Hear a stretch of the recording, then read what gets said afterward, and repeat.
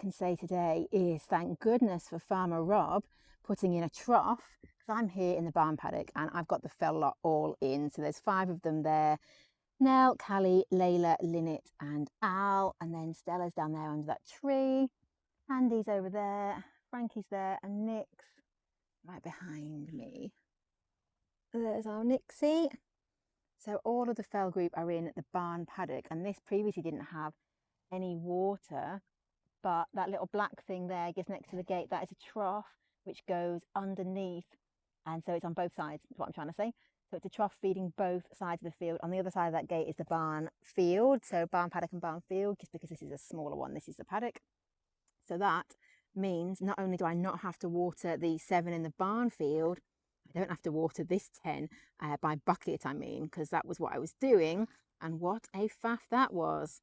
So just so grateful to Farmer Rob for sorting that out for me. So I've got all of these guys in. That's because, oh, Autumn's behind Nell over there. That's because tomorrow we've got the vet coming to see Stella down there. I need to do a video about what's happening with Stella.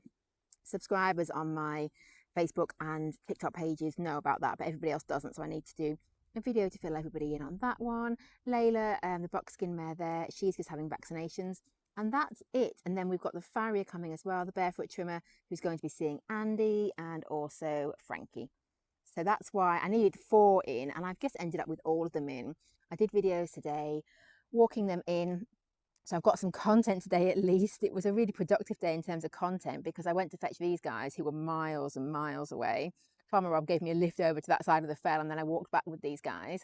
And so I've got the bringing in content, and I've got a couple of questions I answered while I was walking with them, and then I've got a puzzle about MJ to post as well. So quite a bit of content today, opposite to yesterday, which felt so unproductive and so just nothing. It was a content creators block day, and as I said, they seem to alternate. So today is literally the opposite, hopefully anyway. I haven't actually looked back at what I recorded, but my microphones are working and I have my phone on, and hopefully it all came out all right. So I'll find out when I get home and edit it. It's 6 o'clock now, so Farmer Rob's going to check the ponies at his for me. Well, I hope he is. I just asked him if he would, and which means I'll get home maybe 7:15 instead of like 8:30, and then I can get on with editing and posting all the stuff I've got, all the stuff I've got from today, and I can put this YouTube one out later on. So yeah, really more of a productive day. This morning I spent a lot of time poo picking, because I hadn't done that yesterday, and also pressure washing the barn, or one of the pens in the barn, and waiting for the osteopath who came to see Storm. That was so positive. I was on such a buzz after that, really buzzing on just having somebody be like, yep, we can sort this, yep, it's because of this, makes total sense, completely reasonable, fixable with this and this treatment. Like, just what a relief, because Storm was just looking so uncomfortable. So if you don't know, Storm is a thoroughbred mare who has had 3 foals now, and just had some issues with her. Oh, you're having a wee, Stella? Shall I not film that? I just had some issues with her overall posture, really, and I just felt like she was really starting to look really, really uncomfortable, just generally, without being able to pinpoint exactly what it was. And I felt like it was going to be one of these big, long investigative journeys with the vet, where you're, you know, blocking this and scanning that and x-raying this, and thought, I just don't know. I don't know what's going to go on here. But the osteopath, that's my first time having an equine osteopath, or any osteopath, and it was brilliant. It was absolutely brilliant. She was brilliant. It all went brilliantly. Yeah, just really, really pleased to have found someone who can say, yeah, it's this, and look, I can do this and fix it. Amazing. Now Layla here, the buckskin mare, is quite hard in season, I think. So she's being a bit sniffing up Stella's bum because you're in season. She discovered MJ on the other side of the fence. So MJ is a gelding who is on that side of the gate. So she immediately splashed for him. Now, Layla is only 3, and she's not mine. She belongs to a friend. She's on livery with me. Now, she was bought with the view to possibly being a brood mare. So my friend may decide to put her in foal next year, possibly.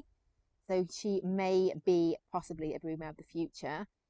And Stella here in front of me. Now, I did get asked on my TikTok video yesterday, in fact, in capitals, what am I doing with Stella? Why do I never tell anyone what's happening with Stella?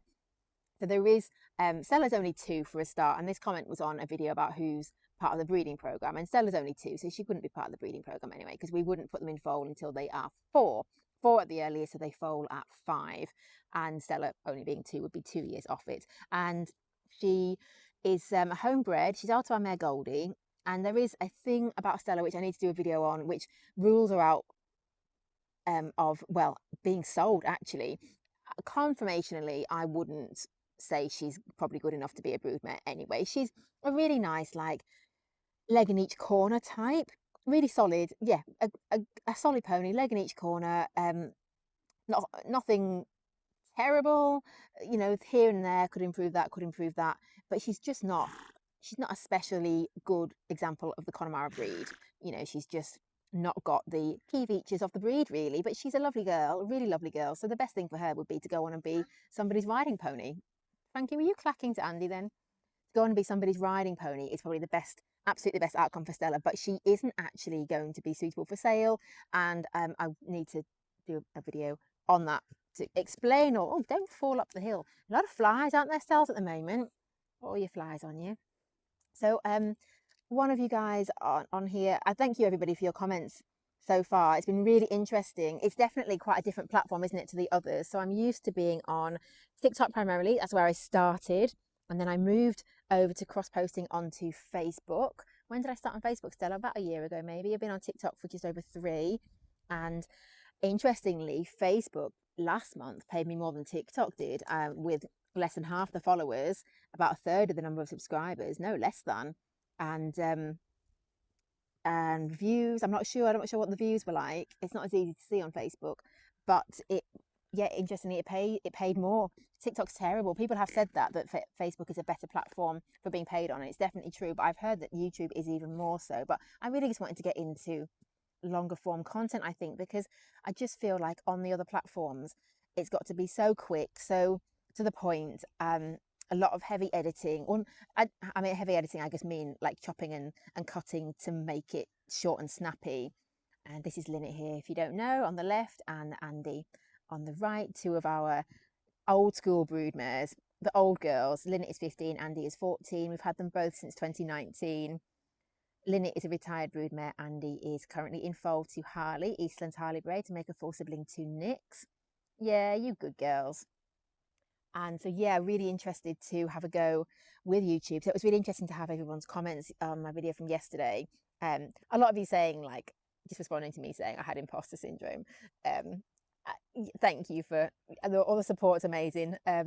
Yeah, I wasn't like saying it to try to get people to say that anything's good or anything. I was just, you know, just saying what it's like really. To sometimes it maybe comes across like I always know what I'm doing. I don't know, but I definitely don't, is basically what I was trying to say. Oh, I definitely don't feel like I don't know what I'm doing here sometimes. Anyway, thanks for all the comments. And yeah, really interesting that people just want to see the ponies more. So I thought I would record today's video, sort of entry of just like journal entry of what I've just been doing today, or what life's been like today. I thought I would record it while filming the ponies, because maybe that's better than seeing my face. Plus also then I can look at what I'm filming through this through the screen, whereas when I'm recording myself, I've got the back camera, like I'm talking to the back facing camera, and can't see myself. And I am fortunate I didn't record just my cleavage yesterday by pointing it completely far too low, which is what happens when I use a GoPro, by the way. So I have tried using a GoPro, but honestly I don't know how you're supposed to know where to point it.